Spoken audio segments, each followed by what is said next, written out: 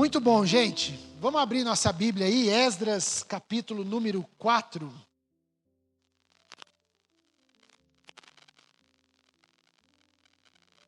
Esdras, capítulo número 4. Eu quero conversar com você hoje sobre enfrentando o desânimo.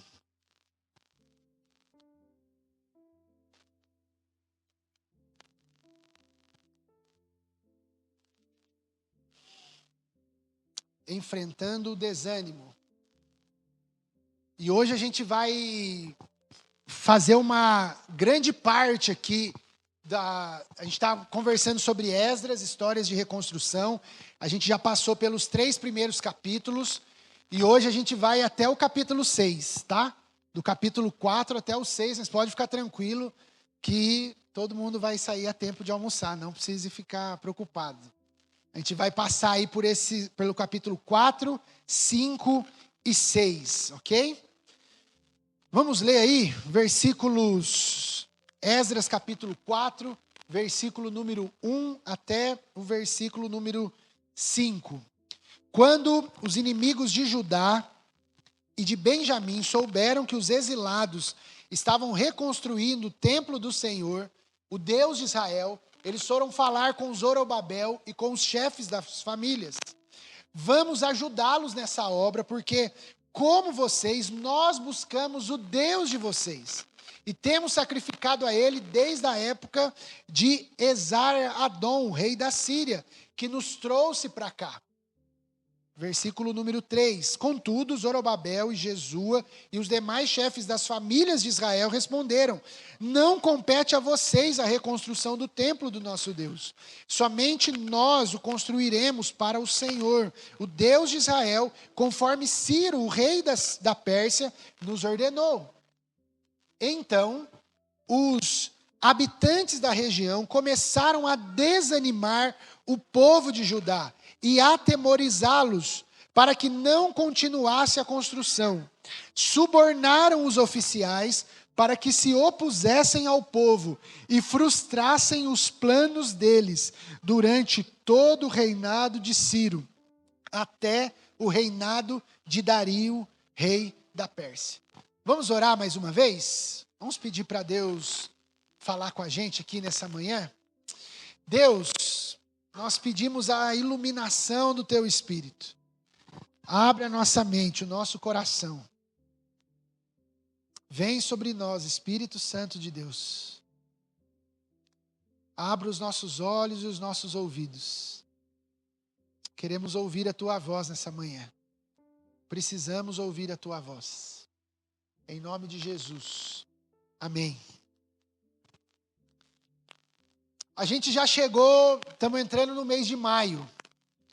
E muito provavelmente, muitos de nós, já nesses 4 meses do ano, a gente já ficou desanimado por algum motivo.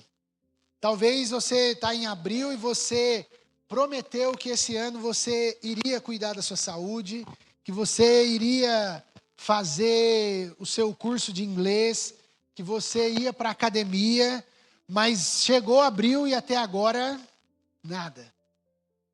Isso faz com que a gente desanime. O desânimo, ele faz parte da nossa vida. Eu acho que todos nós aqui, em algum momento, em alguma situação que a gente já enfrentou, a gente entrou nesse estado de desânimo. E talvez a pergunta para nós, nessa manhã, é o que tem nos desanimado? O que tem feito com que você fique desanimado? E eu acredito que, eu queria colocar isso aqui na introdução da nossa reflexão, porque eu acredito que há 2 causas que podem trazer desânimo para nós.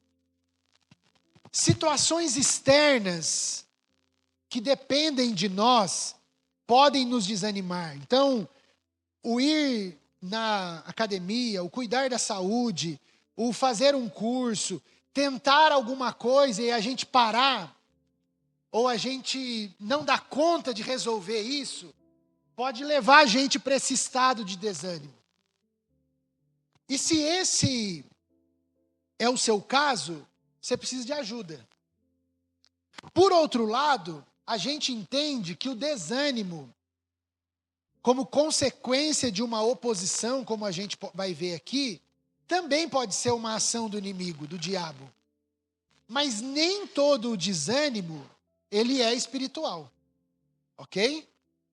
Nem toda oposição que a gente enfrenta na vida, ela é espiritual. Mas, e aqui eu quero dar essa palavra aqui de introdução, se o seu desânimo ele não é espiritual, o que tem causado desânimo em você, o que tem causado cansaço excessivo em você, se não é espiritual, você precisa urgente procurar um médico. Você precisa fazer seus exames. Aqui na igreja nós damos um cartão aí, tem psicólogo, psiquiatra. Vá procurar ajuda. Porque pode ser sim que há algo, alguma vitamina, algo faltando em você, que tem feito você ficar desanimado, cansado, fora do normal. No entanto, a gente tem que admitir que existem cansaços, oposição que a gente enfrenta, desânimo que a gente enfrenta, que é espiritual. Então a gente precisa ter esse discernimento. Nem tudo é espiritual, ok? Mas pode acontecer que esse momento que você está vivendo seja espiritual, e a gente precisa ter esse discernimento. E a gente está diante de um texto aqui, nessa manhã, que é a primeira vez, o primeiro momento que o povo vai passar por um enfrentamento, por uma oposição. Eles estavam, lembra da história? Então, eles estão voltando do exílio da Babilônia, eles voltam para Jerusalém, eles reconstroem o altar da adoração. Aí, domingo passado, a gente conversou e viu que eles começam e lançam o alicerce do templo. E quando eles lançam o alicerce e começam a obra, o texto começa dizendo para nós que eles, o versículo 1 diz isso, quando os inimigos de Judá e de Benjamim souberam que os exilados estavam reconstruindo o templo do Senhor, eles foram falar com Zorobabel. E o que eles foram falar com Zorobabel? Nós vamos ajudar vocês aqui. A gente vai ajudar vocês. Quem eram esses povos? Esses povos, na Bíblia, eles são conhecidos como samaritanos. E quem são os samaritanos? Antes disso, o texto diz aqui que o Zorobabel e Jesuá, eles não aceitaram a ajuda deles, ok? Eles disseram, nós não queremos a sua ajuda. E por que eles não aceitam a ajuda desses povos? Porque os samaritanos, eles são os remanescentes do Reino do Norte. Então lembra que teve esse exílio da Babilônia, mas teve um primeiro exílio que foi o exílio do Reino do Norte da Síria. E o que aconteceu? Quando os assírios tomaram o Reino do Norte, eles se espalharam Israel por todas as regiões e eles trouxeram outras nações para aquele lugar, para Jerusalém. E o que aconteceu quando eles trouxeram? Israel vai embora no exílio e vem outros povos para ocupar aquela terra. Quando eles voltam, o que acontece? Tem mistura. Misturou o povo. Então, não havia aqui essa identidade de um povo apenas. O povo agora estava misturado. Tinha Samaria, tinha o povo de Judá, tinha todas aquelas tribos com os povos do entorno ali, viraram uma mistura só. E aí, qual era o problema desse povo? Eles viviam aquilo que a gente chamaria hoje de uma fé sincrética. Ou seja, porque eles dizem aqui, nós adoramos o mesmo Deus de vocês. Mas eles adoravam o Deus, mas eles também tinham os seus ídolos. E aquilo criava uma mistura. Veja, o caso aqui não é que os judeus eles eram exclusivistas, ou que eles tinham algum tipo de preconceito com outros povos. Não é isso. Aqui a ideia é que quando Deus separou e chamou Abraão e formou um povo, esse povo ele era um povo separado. a linhagem de Davi, da onde viria o Messias, estaria comprometida se eles estivessem, ou se eles cedessem a essa ajuda de outros povos.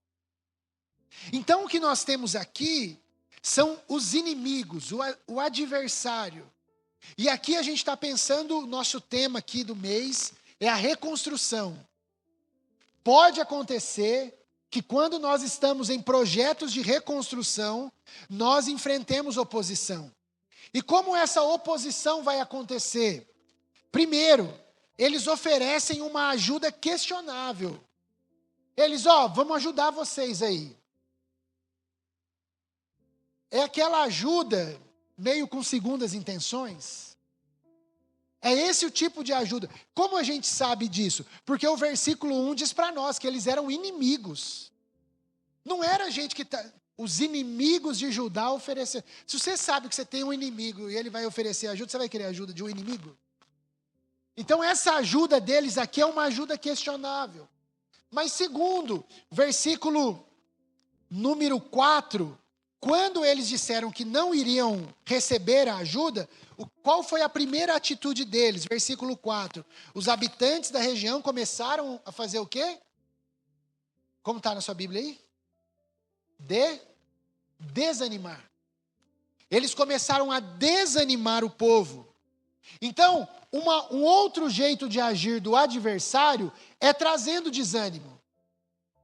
E não satisfeito com o desânimo, eles amedrontam o povo, eles colocam medo nas pessoas. Eles criam situações para que as pessoas tenham medo. Na versão aqui que eu estou lendo, para atemorizá-los para que não continuassem a construção.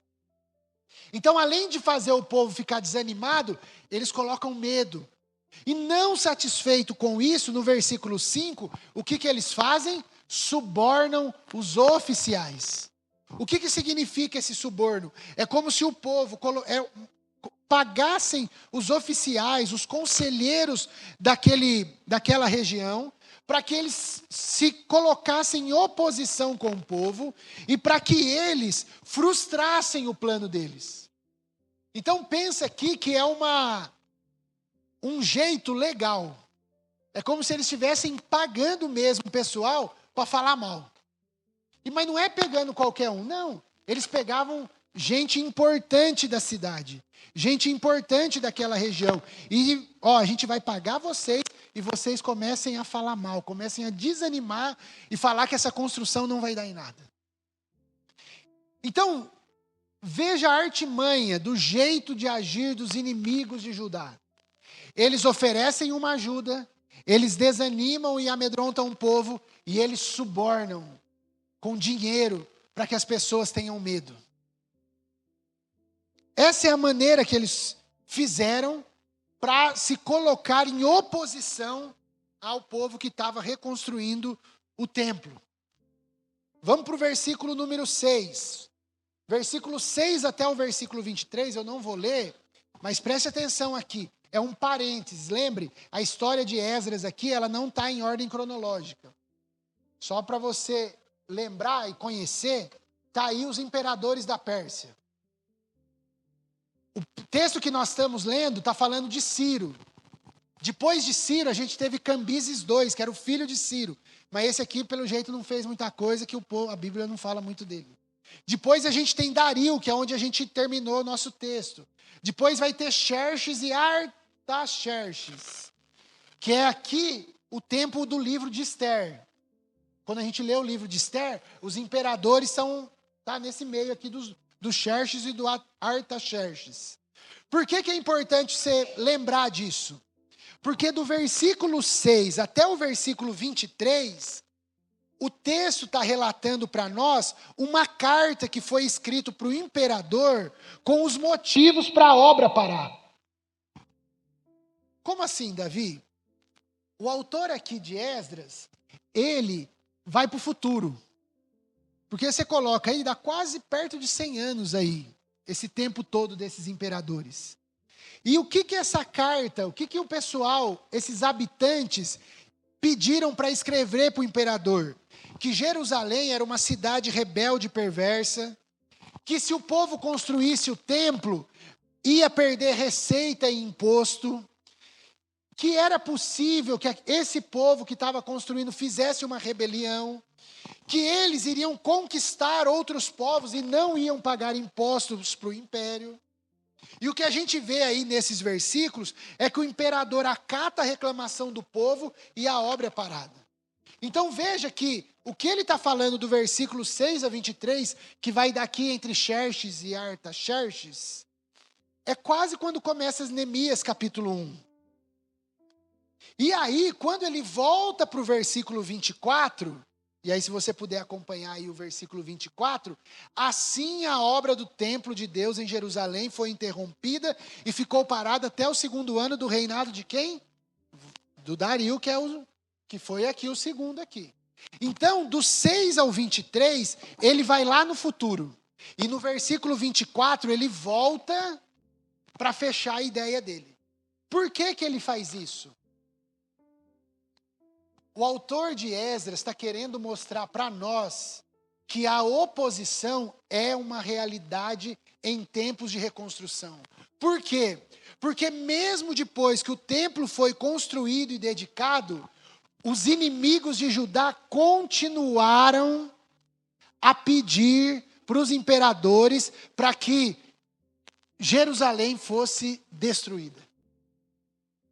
Mesmo com o templo erguido, e aqui o que eles conseguiram no primeiro momento foi que a obra fosse interrompida e ficasse parada.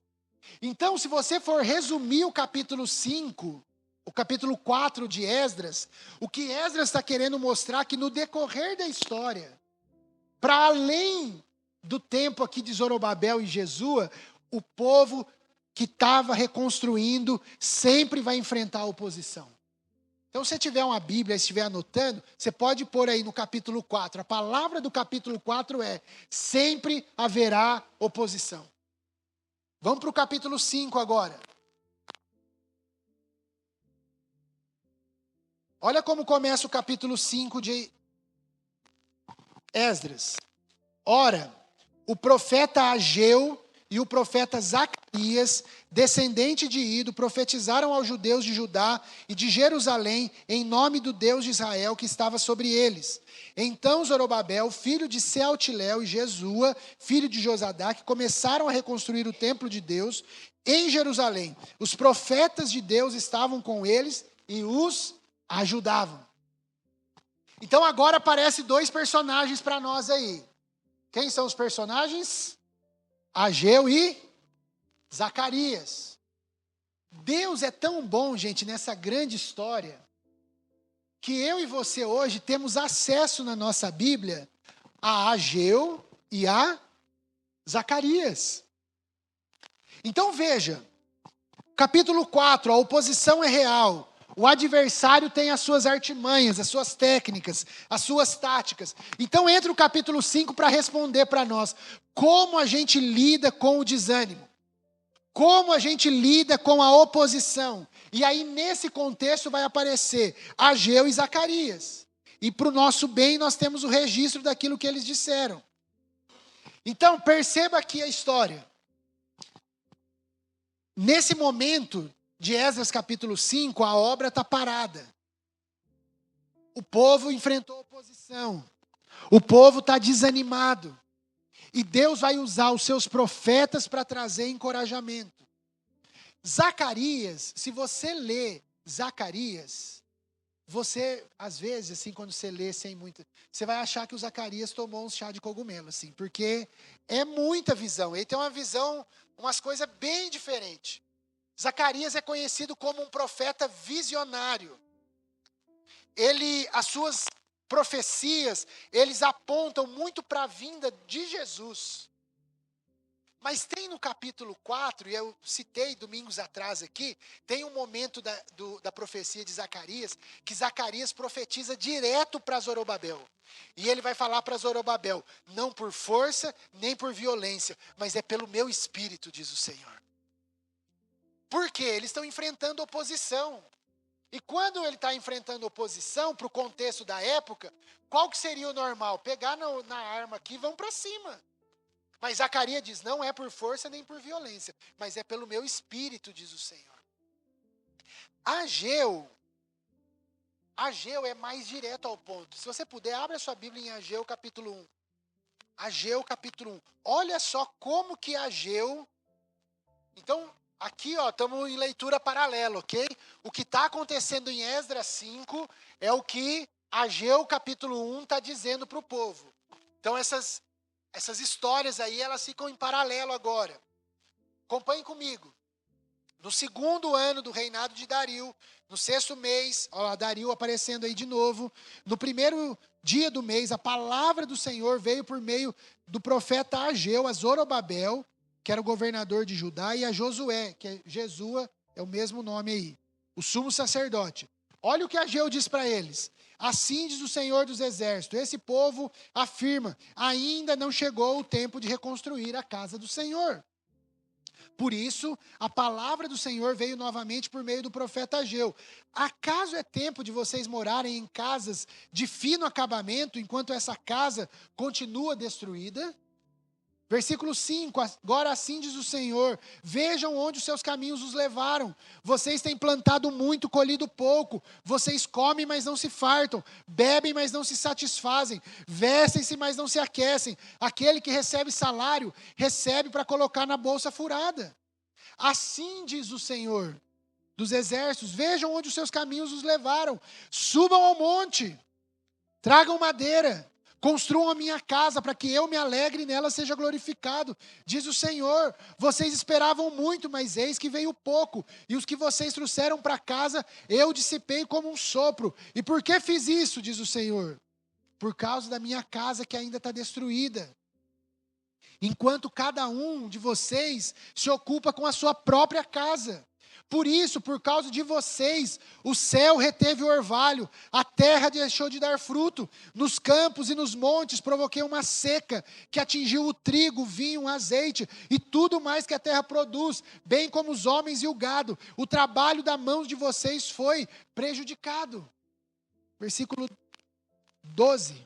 Zorobabel, filho de Sealtiel, Josué, filho de Josadaque, o sumo sacerdote, e o restante do povo obedeceram à voz do Senhor, o seu Deus, por causa das palavras do profeta Ageu, a quem o Senhor, o seu Deus, enviara. E o povo temeu ao Senhor. Versículo 13. Então Ageu, mensageiro do Senhor, trouxe essa mensagem do Senhor para o povo. Eu estou com vocês, declara o Senhor. Assim o Senhor despertou o ânimo de Zorobabel, filho de Sealtiel, governador de Judá, e de Josué, filho de Josadaque, o sumo sacerdote, e todo o remanescente do povo, e eles começaram a trabalhar no templo do Senhor, no 24º dia do 6º mês do 2º ano do reinado de Dario. O que a gente percebe quando a gente lê Ageu capítulo 1? O povo está parado. O povo está desanimado, o povo está cansado. E ao invés deles se preocuparem com a casa do Senhor, com a reconstrução do templo, eles foram se ocupar da vida deles. Eles começaram a pensar neles mesmos. Eles começaram a construir as suas próprias casas e se esqueceram da casa de Deus. A obra vai ficar parada aí por torno de 15 a 16 anos. Eles não estavam vivendo a vida na sua plenitude. Eles abriram mão de viver a vida de forma fiel àquilo que Deus tinha para eles. O que o povo fez? Eles colocaram o interesse deles à frente do interesse de Deus. E como resultado, e a gente leu isso, eles estavam colhendo essas consequências das prioridades que eles escolheram para si mesmos. Ou seja, a vida de futilidade. Teve seca, o dinheiro caía no bolso e a bolsa era como se o bolso tivesse furado. A vida deles não estava andando. Porque eles escolheram cuidar deles mesmos em vez de cuidarem daquilo que Deus tinha mandado eles cuidarem. Por isso no versículo 12, Ageu chega com os 2 pés dizendo assim, gente, sobe no monte. Traga madeira, vamos trabalhar, porque a prioridade é reconstruir a casa de Deus. Ouçam a voz de Deus, se arrependam, construam o templo, porque a palavra do profeta é, Deus está com vocês. Deus está com vocês. Parem de viver para si mesmos. Viva por algo maior que o conforto de vocês. Veja, meus irmãos e irmãs. O que mais poderoso a gente pode ouvir em tempos de desânimo do que Deus dizendo para nós: eu estou com você.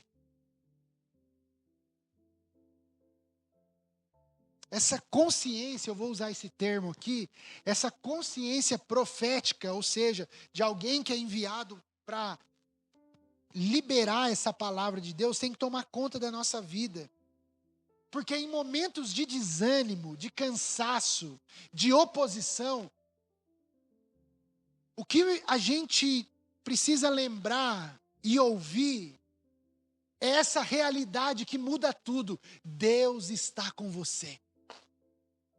Deus está com você.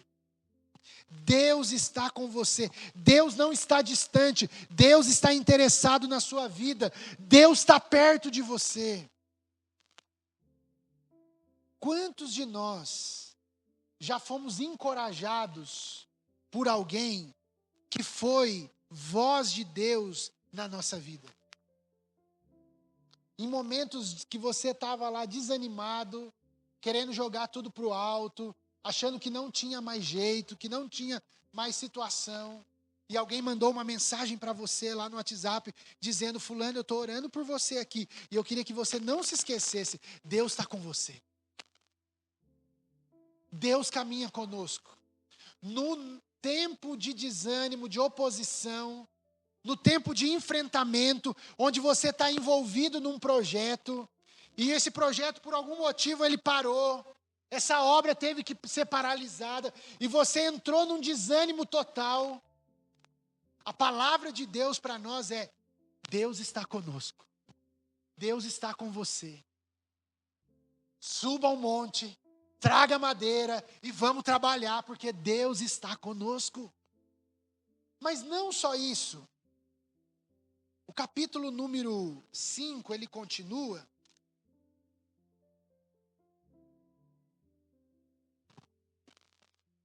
Capítulo, a partir do versículo número 8, versículo 3, a gente vai ver que o Ageu e o Zacarias fazem o papel deles.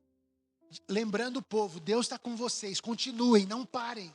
Mesmo no meio do desânimo, continuem. E aí, o que aconteceu no versículo 3? O Tatenai, que era governador, e os seus companheiros, chegaram lá para o pessoal e perguntaram para eles: quem que autorizou vocês reconstruir esse templo e completar a estrutura? Como se chamam os homens que estão construindo esse edifício? Ou seja, o governador chega lá para o povo, que reanimou, por causa da palavra de Deus, dizendo que Deus estava com eles. E aí esse governador chega e questiona a legitimidade dessa reconstrução do templo. Ele pede o nome dos responsáveis. Mas olha que interessante aqui. A obra aqui, ela não foi parada. Ele deu como se uma autorização para que o povo continuasse até o imperador dar a resposta. A gente vê isso aqui no versículo 5, quando ele diz: os olhos de Deus, porém, estavam sobre os líderes judeus, e eles não foram impedidos de trabalhar, até que um relatório fosse enviado a Dario, e dele recebesse uma ordem oficial sobre esse assunto. Ou seja, o pessoal chegou questionando os líderes ali, e aí eles escrevem essa carta a partir do versículo 8, informando sobre a obra, que a obra estava todo vapor, que o pessoal estava trabalhando. E aí, eles enviam também a resposta do povo. E aí eu queria que você visse aí o versículo número 11. Opa, versículo... Olha, eu tinha posto tudo Ageu aqui, esqueci de passar. Versículo 11. Eis a resposta que nos deram. Então, o pessoal lá, os inimigos, enviam a carta para o imperador perguntando quem está trabalhando, por que, quem liberou a obra, por que eles estão aqui a todo vapor fazendo. E aí qual que foi a resposta do povo? Versículo 11. Somos servos do Deus dos céus e da terra. Estamos reconstruindo o templo edificado há muitos anos. O templo que foi construído e terminado por um grande rei de Israel. Visto, porém, que os nossos antepassados irritaram o Deus do céu, ele os entregou nas mãos do babilônio Nabucodonosor, o rei da Babilônia, que destruiu o templo e deportou o povo para a Babilônia. Então preste atenção que além de ouvir a voz de Deus pelos profetas, eles tinham uma convicção, que é uma convicção que a gente precisa ter em tempos de desânimo, que é quem nós servimos, para quem nós estamos trabalhando, por que nós estamos reconstruindo o que nós estamos reconstruindo. O povo sabia quem eles serviam, sabiam porque eles estavam ali.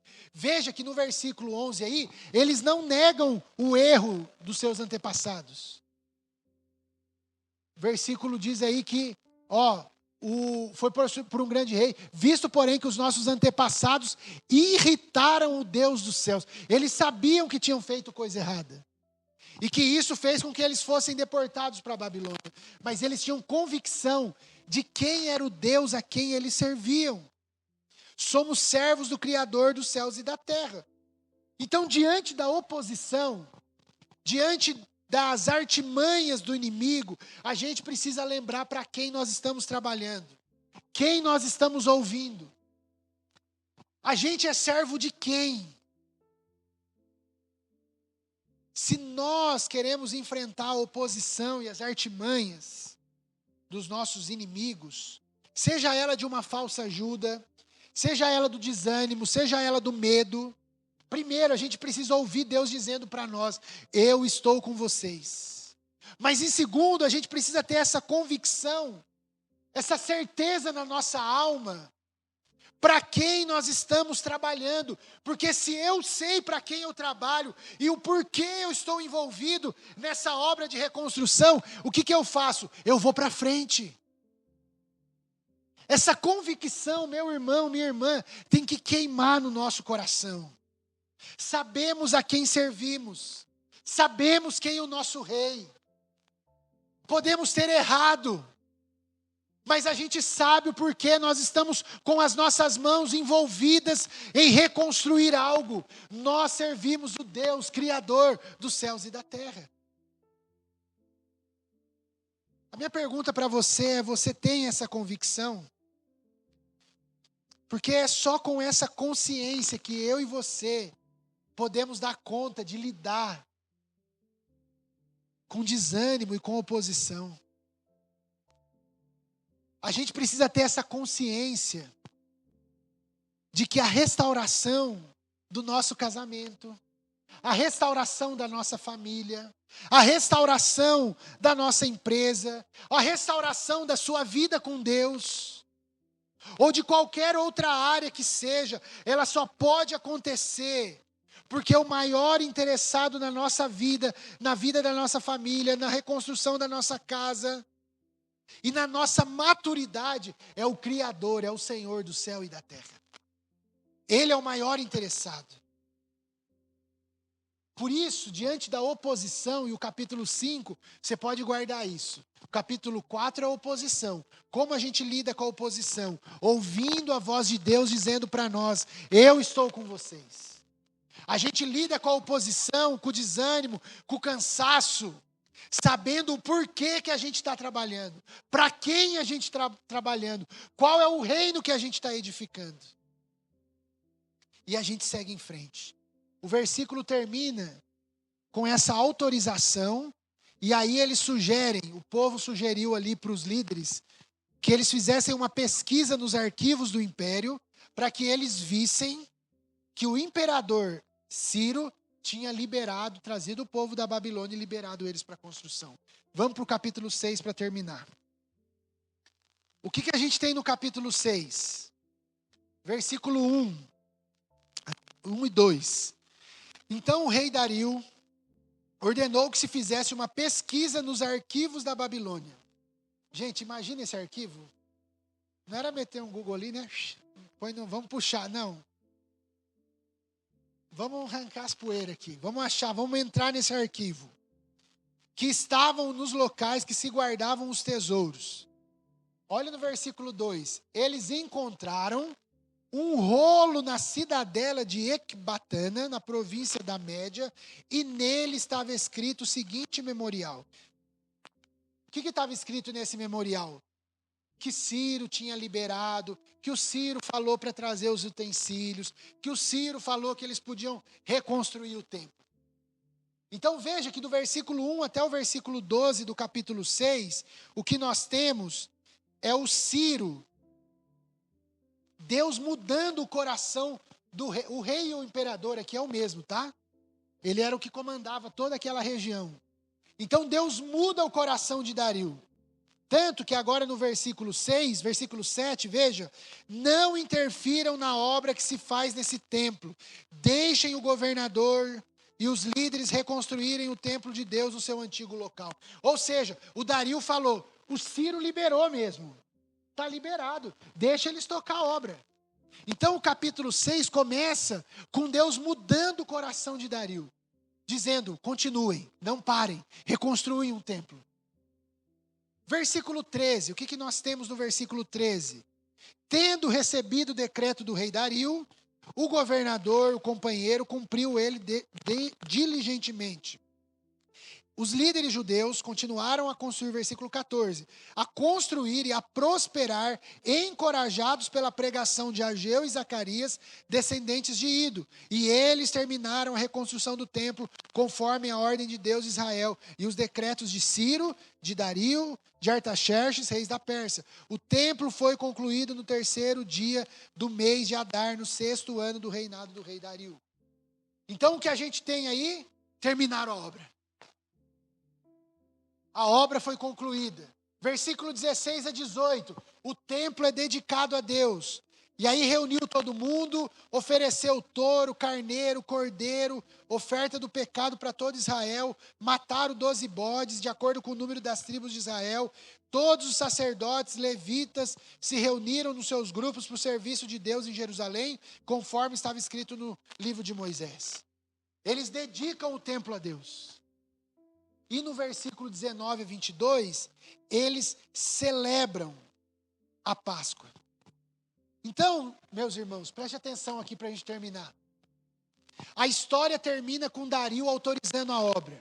O templo é concluído e o povo dedica a Deus. O povo celebra a Páscoa. Lembra o que significa a Páscoa? A festa da libertação do Egito. Então aqui nós terminamos esse primeiro momento da história do livro de Esdras. E como essa história termina? Com celebração, com festa. Eles têm um lugar para oferecer o sacrifício. Eles têm um lugar para prestar culto a Deus. Eles podem celebrar, e é isso que eles estão fazendo no capítulo 6. Eles estão celebrando a fidelidade de Deus. Deus havia providenciado profetas verdadeiros para proclamar sua palavra sem ter medo de homens. O que eles fazem aqui está pré-anunciando a promessa de um Salvador, ao qual tanto os rituais do templo quanto a palavra profética está aludindo aqui. Há essa expectativa de que um Salvador virá, que Deus vai cumprir a sua palavra com relação a outras questões, mas também vai cumprir a sua palavra em relação a um Salvador que virá. O coração de Dario é mudado, assim como de Ciro. Perceba, o segundo templo não tem a mesma grandeza. Por isso que lembra domingo passado, os mais velhos começaram a chorar. Não tinha a mesma magnitude. Não tinha a mesma beleza, mas mesmo assim havia motivo para celebração. Deus trouxe o povo de volta, Deus tirou o povo do exílio, Deus deixou com que eles reconstruíssem o templo, Deus permitiu que eles adorassem em casa. Sabe como a gente enfrenta o desânimo? O capítulo 6 vai mostrar para nós, confiando nas promessas que Deus fez. Porque nessa história, tanto o povo de Israel como os gentios vão ser personagens secundários, porque o personagem principal dessa história é o próprio Deus. É Deus que pede para a gente continuar. É Deus que nos dá essa convicção que o nosso trabalho é para Ele. Então cabe a nós nos alegrarmos e confiarmos que Ele está levando a gente para esse lugar em que os nossos projetos vão ser reconstruídos e a gente vai poder celebrar a conclusão deles. Isso mostra para nós hoje que mesmo com a oposição, mesmo com as artimanhas dos inimigos, o que é de Deus sempre vai avançar. O que é de Deus não para. Se precisar mudar o coração do rei, vai mudar. Porque Ele é o Senhor da terra e do céu. Da nossa parte, a gente reconhece o cuidado, a provisão, a bondade, a misericórdia, a fidelidade de Deus que se renova sobre o povo e vai ser assim com a gente também. A gente reconhece, pega a madeira, sobe o monte, trabalha e vamos embora. É assim que o capítulo 6 termina, com o povo celebrando. Rapidamente, para você refletir e praticar essa semana aí, na sua casa. Guarde isso, gente. A oposição é uma realidade do lado de cada eternidade. Não tem como. Se você está envolvido, você sabe disso. Se você tem um cargo de liderança, se você trabalha com outras pessoas, você sabe. A oposição sempre vai existir. Sempre. O que a gente precisa é discernir se essa oposição é do homem ou se essa oposição é do Satanás. Porque às vezes o Satanás vai usar gente que nem imagina que está sendo usado por ele. Por isso a gente precisa de discernimento. Qual que é a minha palavra para você lidar com a oposição e com o fruto dela, seja com desânimo, com cansaço? Essa aqui, ó, que 1 Pedro capítulo 5, versículo 8 e 9 diz: estejam alertas e vigiem. O diabo, o adversário de vocês, ronda como um leão, rugindo e procurando a quem devorar. Resistam-lhe, permanecendo firme na fé, sabendo que os irmãos que vocês têm em todo o mundo estão passando pelos mesmos sofrimentos. O Deus de toda a graça, que os chamou para a sua glória eterna em Jesus, depois de vocês terem sofrido por um pouco de tempo, os restaurará e os confirmará, os fortalecerá e os porá firmes sobre alicerces. Como a gente lida com a oposição, com desânimo, com o cansaço que vem de ordem espiritual? Alerta, vigia, sensibilidade. A gente não pode baixar a guarda, porque às vezes vai vir como uma falsa ajuda, às vezes vai vir como desânimo, às vezes vai vir botando medo em cima da gente. E a gente precisa ter essa sensibilidade para, é do diabo? Se for, fique atento, vigie, porque o Pedro está dizendo para nós que esse é o papel do diabo, ele é o nosso adversário. Ele fica rondando como um leão, procurando, e qual que é a palavra dele? Resistam. A gente não lida com Satanás, a gente não brinca com Satanás. Por isso que a gente não entrevista o Satanás aqui na igreja. Você já deve ter visto a entrevista. Como é seu nome? De onde você veio? Para onde você... Não, a gente não brinca assim. A gente não dá espaço para ele. A gente fica esperto, resiste e fala: vaza, vai embora em nome de Jesus. Mas saiba, se você está envolvido em algum projeto de reconstrução, seja da sua casa, seja da sua família, seja do seu casamento, seja de relacionamentos, você haverá de encontrar oposição. E diante dessa oposição, fique alerta, vigie. Segundo, a minha pergunta para você é: o que você tem ouvido de Deus nesses dias? O que Deus tem falado com você? E você talvez diz assim: Davi, faz tempo que eu não ouço a Deus. Eu quero lembrar aqui o que o Dallas Willard diz. Será que nós estamos prontos para ter negócios com Deus?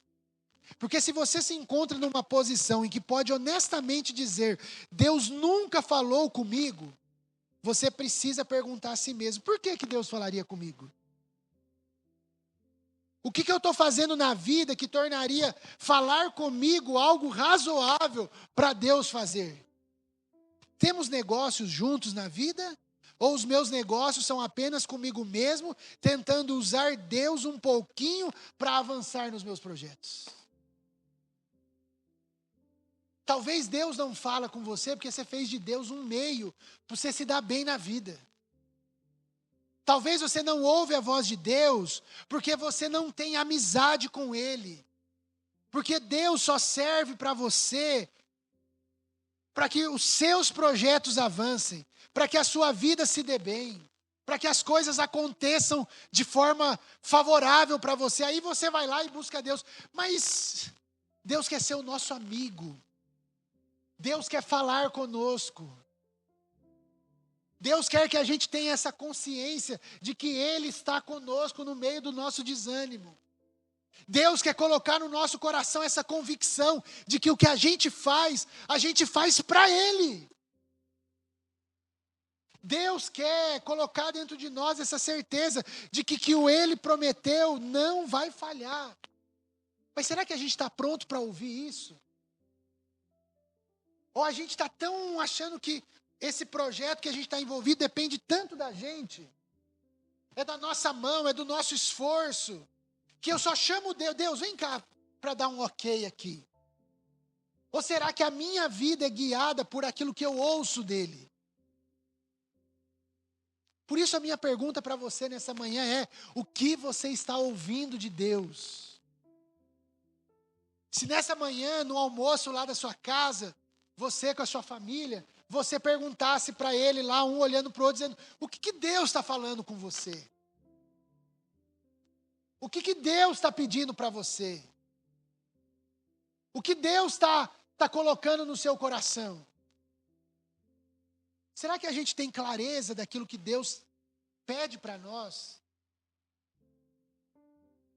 Ou será que você responderia: acho que Deus nunca falou comigo?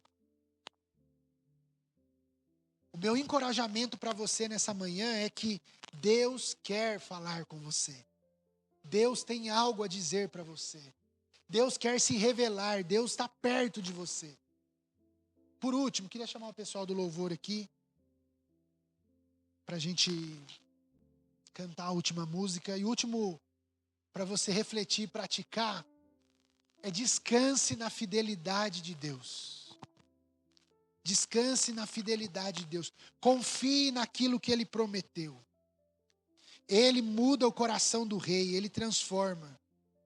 Se não for mudar o coração do rei, gente, Ele vai fazer do jeito dele. Mas o que Ele prometeu acontece.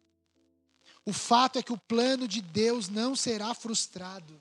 E porque o plano de Deus não foi frustrado, como que termina Esdras 6? O povo fazendo festa. Mesmo que a oposição seja uma realidade, houve motivos para celebrar. Deus cuidou, Deus proveu, Deus foi fiel. Então olha aqui, preste atenção nisso. Descansar na fidelidade de Deus é saber que Ele vai nos dar todos os recursos necessários para enfrentarmos qualquer tipo de situação.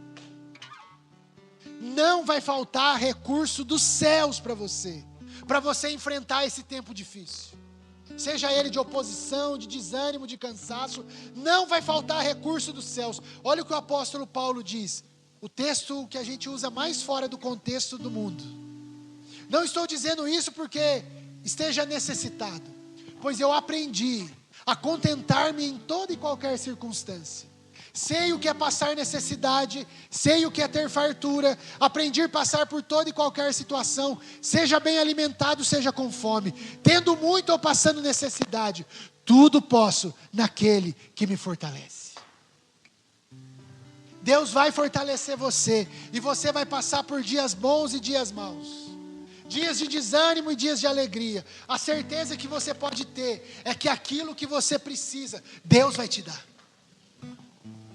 Deus vai te dar.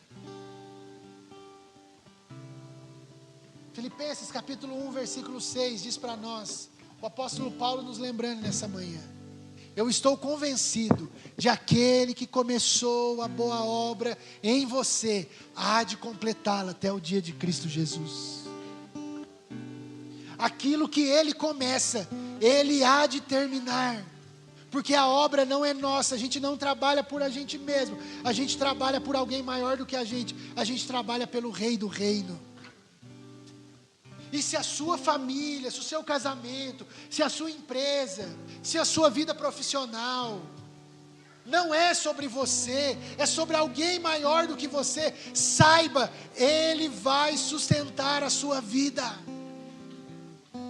Ele vai sustentar a sua vida, não vai faltar recurso, não vai faltar graça, não vai faltar contentamento. Por isso, nessa manhã, diante da oposição, diante do cansaço, diante do desânimo, e essa palavra desânimo aqui no original, significa o fraquejar das mãos e das pernas. Quando a gente está sem força para levantar, para querer reconstruir algo, a gente precisa saber, e muitas vezes é o diabo que está trabalhando por isso. Mas mesmo que a gente saiba da estratégia do diabo, do Satanás, do adversário, a gente precisa saber que Deus está com a gente, e Deus está falando conosco. Eu estou com você, eu estou com você. É para mim que você trabalha, não é para você mesmo, não é para o seu nome, não é para o seu caso, não é para edificar um castelo para você, não é para edificar um nome grande para você, é para que o meu nome seja glorificado. Por isso, ouça Deus e vá, continue. E você e eu podemos nessa manhã descansar na fidelidade de Deus, porque o que Ele promete, Ele vai cumprir. Foi assim com o povo, 70 anos, o povo celebrou.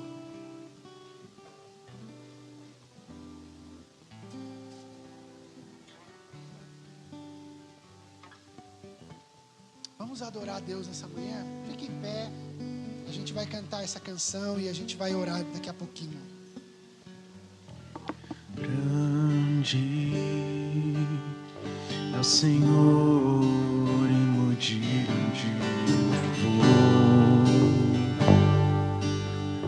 na cidade do nosso Deus, o santo monte. A alegria de toda a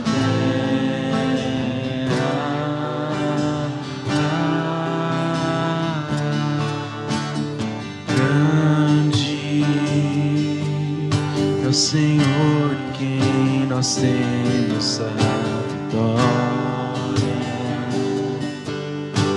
que nos ajuda contra o inimigo. Por isso diante dele nos prostramos.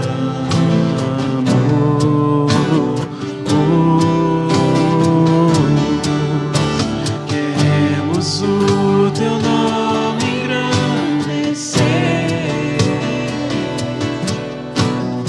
e agradecer-te por tua obra em nossas vidas. Confiamos em teu infinito amor, pois só tu és o Deus eterno sobre toda a terra e céu. Vamos cantar que Ele é grande. Grande é o Senhor e digno de louvor na cidade do nosso Deus, teu santo monte. A alegria de toda a terra, grande é o Senhor em quem nós temos a vitória, que nos ajuda luta contra o inimigo. Por isso diante dele nos prostramos.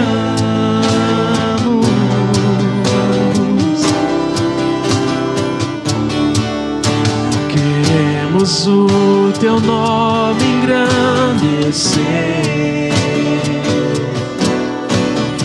e agradecer-te por tua obra em nossas vidas. Confiamos em teu infinito amor, pois só tu és o Deus eterno sobre toda a terra e céu. Nós queremos, Senhor, queremos o teu nome engrandecer e agradecer-te por tua obra em nossas vidas. Confiamos em teu infinito amor, pois só tu és o Deus eterno sobre toda a terra e céu. Deus, nós queremos entregar aqui a nossa vida diante do Senhor. Talvez entre nós temos irmãos, irmãs, pessoas que têm passado por dias difíceis, dias de oposição, de cansaço, de desânimo. Mas nós queremos pedir que o Senhor possa se revelar a eles com graça, bondade e amor, que eles saiam daqui com essa convicção: o Senhor está com a gente. O Senhor caminha conosco nos tempos mais sombrios, difíceis, de oposição, de artimanha dos nossos adversários. Nós cremos, Deus, que o Senhor tem poder para fazer e trazer força, sensibilidade, vigilância para nós. Por isso, visita-nos aqui nessa manhã, Deus. Fortalece aquele que está cansado, anima o que está desanimado. Fala conosco, Deus, nós queremos ouvir a tua voz. Usa a vida de pessoas. Quando a gente abrir a tua palavra essa semana, que essas palavras sejam vivas para nós. Que a gente, recebendo uma mensagem de alguém, um telefonema, seja a voz do Senhor nos encorajando e nos animando a continuar, a persistir, a perseverar. Oh Deus, ajuda a gente. O lado de cá da vida é marcado por isso, por oposição, por desânimo, por cansaço. Mas a gente crê que em Jesus a gente pode experimentar dessa vida nova. Porque o Senhor passou por tudo isso. E se o Senhor passou, o Senhor pode ser esse modelo para nós, de alguém que continuou e que se entregou até o final. Por isso nos ajuda, Deus, nas nossas reconstruções. Tantos irmãos aqui reconstruindo a vida, reconstruindo a família, o casamento, a vida profissional, a vida amorosa. Deus, tantas reconstruções que a nossa vida passa. E nós queremos clamar ao Senhor e pedir a tua ajuda. Para que nesses tempos, Deus, a gente possa perceber o Senhor bem perto de nós. O Senhor está perto de nós. Que a gente experimente isso dia após dia. Oramos assim. E que o amor de Deus o Pai, que a graça de Jesus o Filho e a consolação do Espírito Santo esteja conosco e conosco permaneça hoje e sempre. Amém, amém e amém.